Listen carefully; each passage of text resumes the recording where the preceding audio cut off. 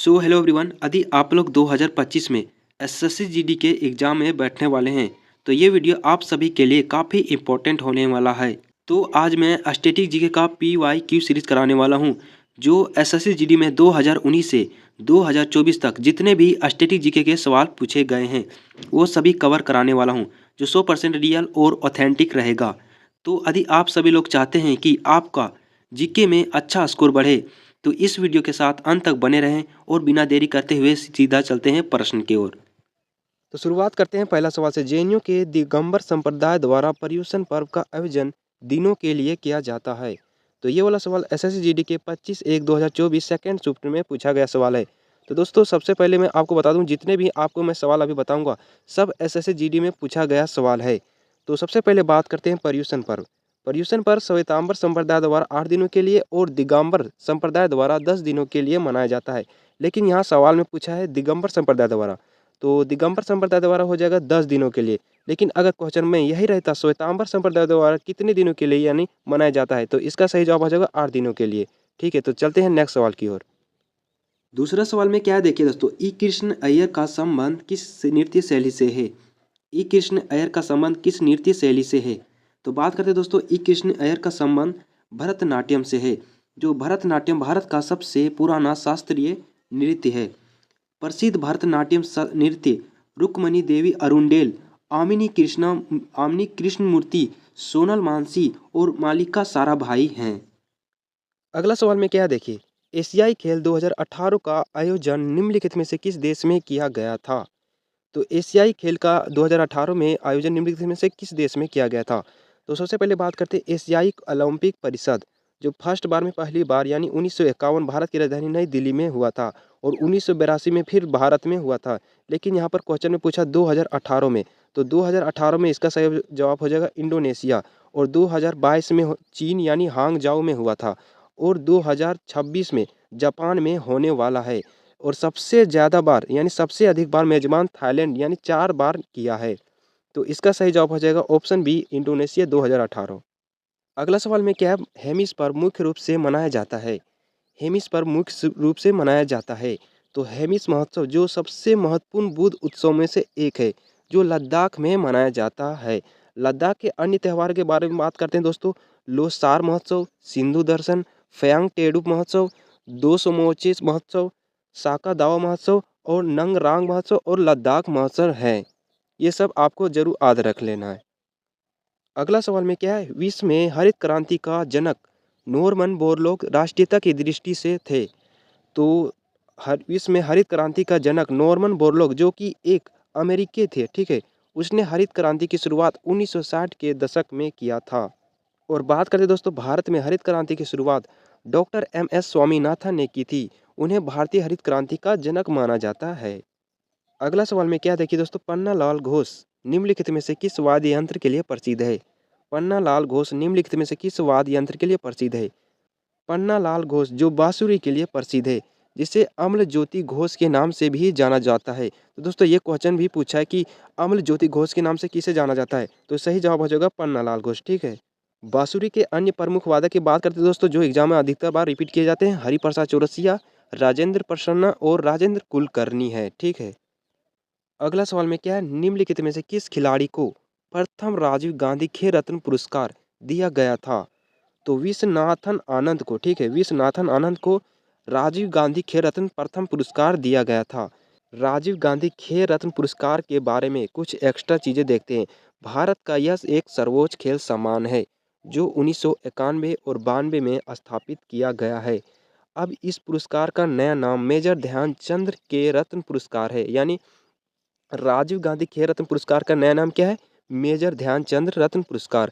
पुरस्कार में शामिल एक पदक, प्रमाण पत्र और नगद पुरस्कार यानी 25 लाख रुपए का इनाम मिलता है। अगला सवाल में क्या देखिए, खर्ची पूजा मुख्य रूप से भारत के निम्नलिखित में से किस राज्य में मनाया जाता है? खर्ची पूजा मुख्य रूप से भारत के निम्नलिखित में से किस राज्य में मनाई जाती है? तो खर्ची पूजा जो मुख्य रूप से त्रिपुरा राज्य के में शाही परिवार द्वारा मनाया जाता था। ठीक है, उत्सव की अवधि 10 दिन यानी जुलाई में भगवान शिव और अन्य 13 देवताओं को सम्मान में मनाया जाता है। इस फैक्ट को आपको याद रख लेना है। अगला सवाल में क्या है देखिए, ब्रेबॉर्न क्रिकेट स्टेडियम भारत के निम्नलिखित में से किस राज्य में स्थित है? ब्रेबॉर्न क्रिकेट स्टेडियम भारत के निम्नलिखित में से किस राज्य में स्थित है? तो ब्रेबॉर्न क्रिकेट स्टेडियम महाराष्ट्र राज्य में है, ठीक है। तो चलिए जानते हैं अन्य इम्पोर्टेंट क्रिकेट स्टेडियम जो एग्जाम में पूछे जाते हैं। तो सबसे पहले बात करते हैं अरुण जेटली स्टेडियम, ठीक है। अरुण जेटली स्टेडियम जिसका पहले नाम फिरोज शाह कोटला के नाम से भी जाना जाता है और यह दिल्ली यानी भारत की राजधानी दिल्ली में है। उसके बाद बात करते हैं M Chinnaswamy stadium. M Chinnaswamy stadium जो कर्नाटक की राजधानी बेंगलुरु में है। उसके बाद फिर क्या है ग्रीन पार्क स्टेडियम जो कानपुर उत्तर प्रदेश के कानपुर शहर में है। वानखेड़े स्टेडियम के बारे में बात करते हैं तो ये महाराष्ट्र की राजधानी मुंबई में है। ये सब फैक्ट आपको याद कर लेना है। अगला सवाल में क्या देखिए रंगास्वामी कप का संबंध किस खेल से है? रंगास्वामी कप का संबंध किस खेल से है? तो रंगास्वामी कप का संबंध हॉकी खेल से है, ठीक है। तो हॉकी से जुड़े अन्य कप जो एग्जाम में पूछे जाते हैं वो कौन कौन सा कप है? बेटन कप है, आगा खां कप है, जोहार कप है, महाराजा रणजीत सिंह कप है और वेलिंगटन कप, फिर सुल्तान आजलन शाह कप और मारूगप्पा कप और नेहरू कप जो हॉकी से रिलेटेड कप है। मध्य प्रदेश में मालवा क्षेत्र के ग्रामीण इलाकों की महिलाओं द्वारा निम्नलिखित में से किस नृत्य किया जाता है? मध्य प्रदेश में मालवा क्षेत्र के ग्रामीण इलाकों की महिलाओं द्वारा निम्नलिखित में से किस नृत्य किया जाता है?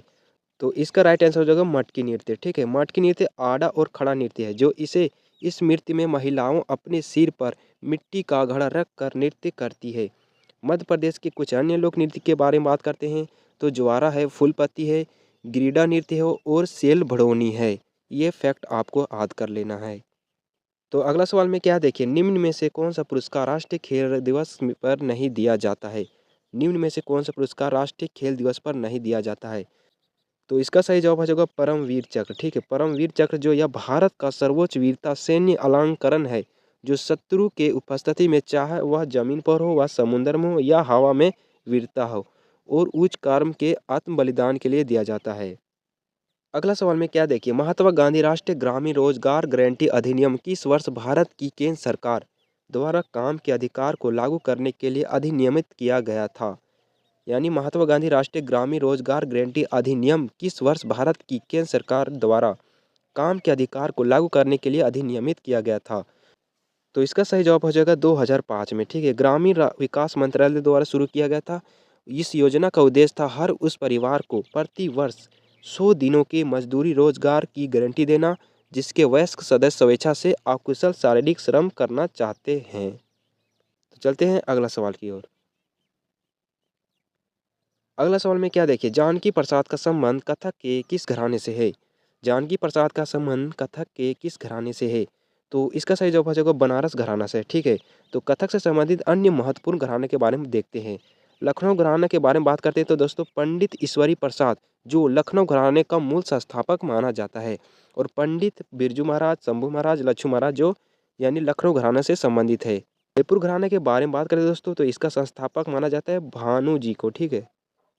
अगला सवाल में क्या है देखिए दोस्तों 2011 क्रिकेट विश्व कप की मेजबानी किसने की? 2011 क्रिकेट विश्व कप की मेजबानी किसने की? तो दोस्तों 2011 क्रिकेट विश्व कप का मेजबान भारत श्रीलंका बांग्लादेश में आयोजित हुआ था। विश्व कप का फाइनल मुंबई के वानखेड़े स्टेडियम में हुआ था जिसमें से विजेता भारत और उपविजेता श्रीलंका रहा था और player of the series Yuvraj Singh और कप्तान MS धोनी थे। तो दोस्तों यदि आप लोग वीडियो पर नए हो तो यार वीडियो को जरूर से जरूर लाइक कर देना और नए हो तो भी चैनल को सब्सक्राइब कर देना। मिलते हैं next BYQ series static GK part 2।